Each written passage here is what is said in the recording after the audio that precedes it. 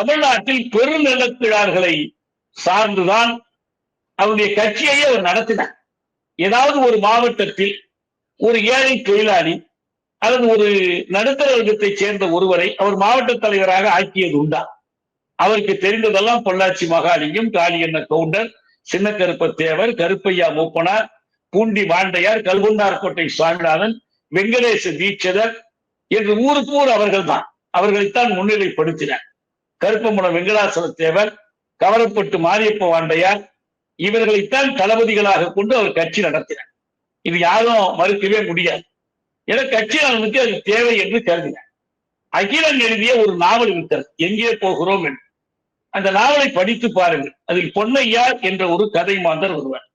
பொன்னையாவை காமராஜரை மனதில் வைத்துக் கொண்டுதான் அவர் எழுதினார். பொன்னையா எளிமையாக இருப்பார், தன்னலம் கருதாமல் இருப்பார். ஆனால் கட்சிக்காக எதை வேண்டுமானாலும் செய்வார், யாரை வேண்டுமானாலும் வளர்த்துள்ளார். அப்ப காங்கிரஸ் நலனுக்காக காமராஜர் உழைத்தார், அதுதான் உண்மை. அதற்கேற்ப எல்லாவற்றையும் செய்தார். அதற்கேற்ற எல்லா வகையான அரசியல் உத்திகளையும் அவர் கையாண்டார்.